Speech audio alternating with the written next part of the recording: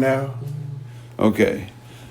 I already went by it that fast.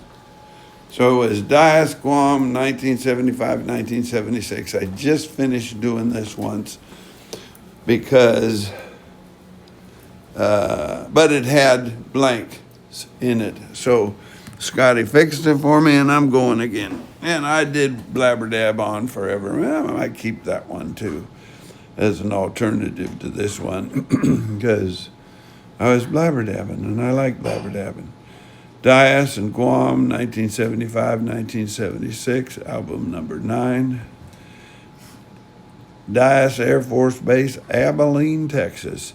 Mary Walker and Dave Walker lived down the street at a perpendicular street to ours and down to the right a little bit. He had Marantz stereo system, which, I got the very best that I could get when I was overseas. We would go on rotations out of Dyess Air Force Base. I would fly down to South America 2 months at a time.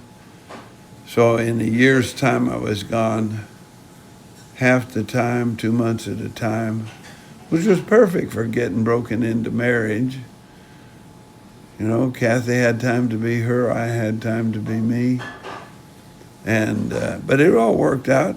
And I did get, when I was in Germany, got some Kenwood speakers. I kept them for a long time. I sold them. I wish I still had them.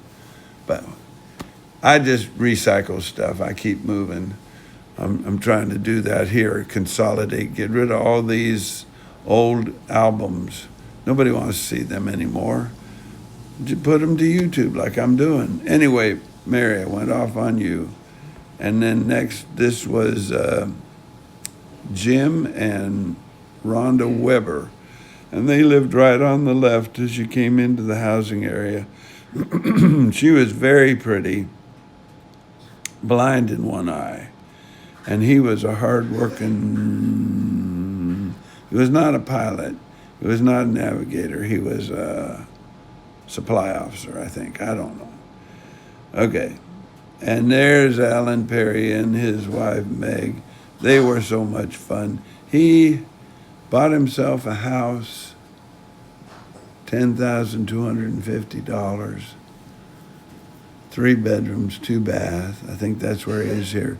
He had enough money then to buy a lake place, I think, or he sold it and moved. I don't know. I do remember going out to his lake place, though. And there I was at his lake place. That's what we did. Not very often, but he was my go-to guy for that. And then this is Peggy Graham, and that's me at the end there. And there's friends, and they had us over for dinner. And I think his Greg Graham is the guy's name.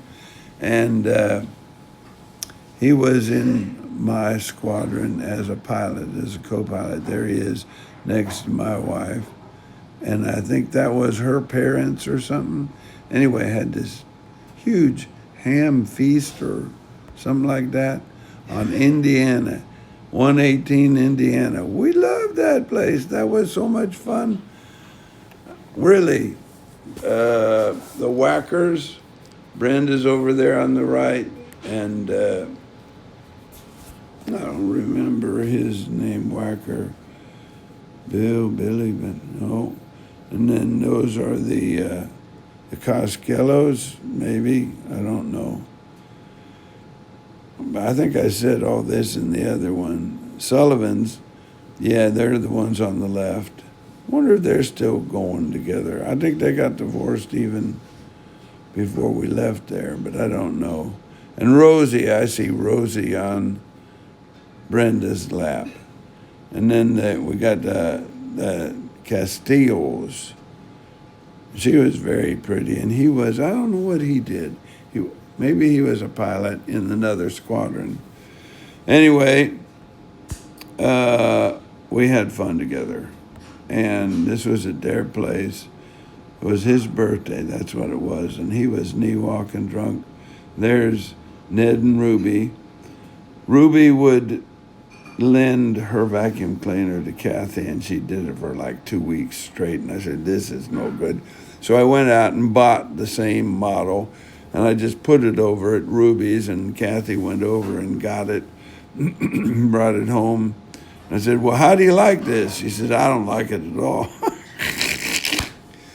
Oh, well, I tried. I thought it was the right thing for her. Anyway, that's our little story on that. There I am. I'm the king in my castle, and she's the queen in her palace. And Kathy's baby shower. This one, I don't know why we have Dennis Gill and I picked on him. I was just a little bit bigger and stronger than he was. I almost broke his leg at one point. But why that's even in here, I don't know. There's Mary and Peggy, probably Kathy's closest friend, except for that Navarro lady. I don't know. Anyway, they put on this little party for Kathy. There they are, testing everything out. And yeah, we could get fat eating all that. And there she is testing them out with them, Mary and Peggy, Mary Walker, Peggy Graham. And then here were a whole bunch of ladies. I don't know. I don't even know. I don't know them. I don't know her. But Mary Navin, she liked her. She wasn't, I didn't know her husband. I didn't know anything about her. This was one of Kathy's things. Kathy was like that. She was outgoing, gregarious. And that's Erickson, Mary Erickson, I think. She was a nice lady. And yeah, they did games and wrote things, and I don't know. Kathy could tell she was happy there. Happy. Sharon Mesner, right there with the straw in her mouth or whatever, pencil. She and Kathy came over to Europe when we were over there. Let me go back. I can't there. And they came over to see us, but they bought themselves ticket to go see all of Europe, and they got wound up on Jägermeisters and went out and did all this, and we didn't see them till it was time to go home. They had fun, though. I know that was one of Kathy's. Kathy's going with her and Kathy's going with Nancy to Hawaii were two of her very most fond memories. She remembers Nancy more than Sharon, though, because, that was just a long time ago. All right, Ninajka. We were supposed to go over and be best man and woman at their wedding in India. She was some sort of royalty in India. Married Bruce Eddy, our very good friend. Let Bruce and Kathy drive together down to Florida when I was off on deployment, which I think I was okay with. Anyway,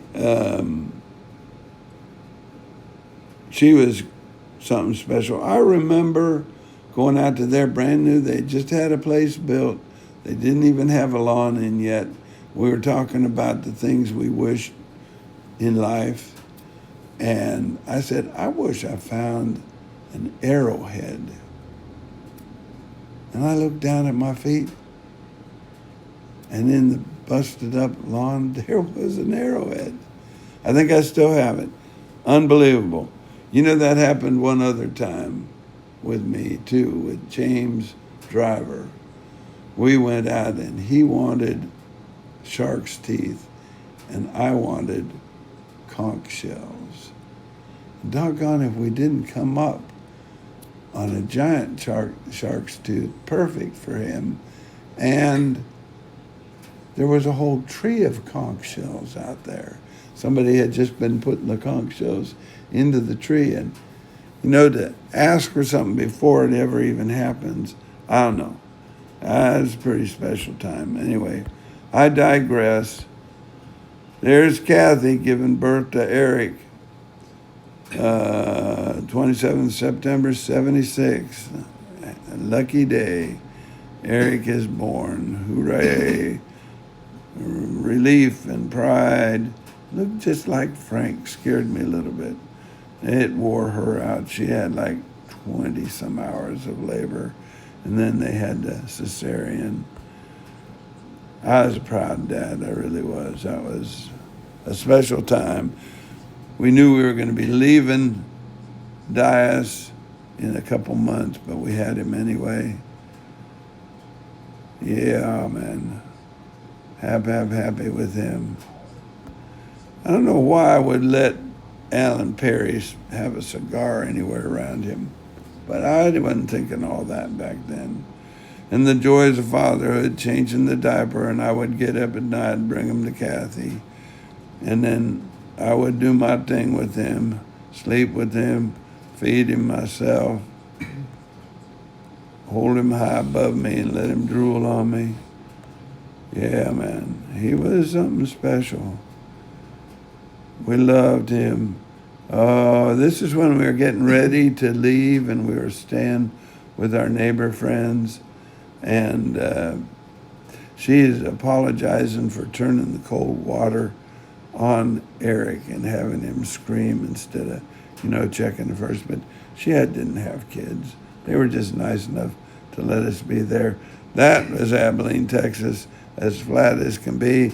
And there's coming out of Texas, going up to Idaho with my dad and peekaboo with little Eric. And he had a dog named Gunther, which my dog Manfred would beat up all the time. There's Grandma and Eric. There's great-grandma Helen playing with Eric. And there's Grandma again, sleeping on the bed, propped up. And, this is a outhouse that's in between Hoffman's and Kramer's right now. Probably the foundation is still there. Roger built it all on his own. I thought that was way cool. And it mirrored what Pineapple Pad looked like, sort of. So he had to use his engineering degree to get that. There's Kathy on top of the land at the lake place. That's what it looks like up there. Looking the other direction. Me balancing Eric. My mother with him, hanging with him all the time, and my dad with him. And there he is playing turtle. And he is always a mess. He gloobered all over the place, except for when he was sound asleep. We had fun with him, raising him.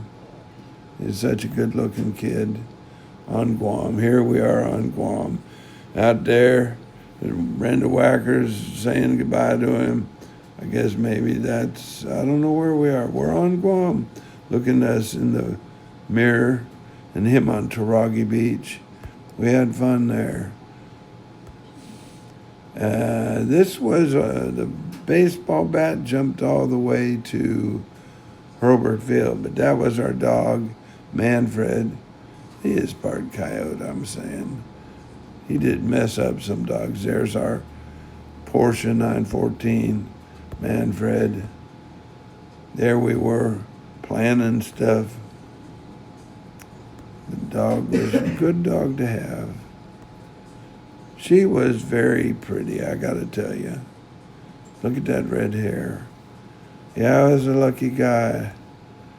And here she is planting a garden.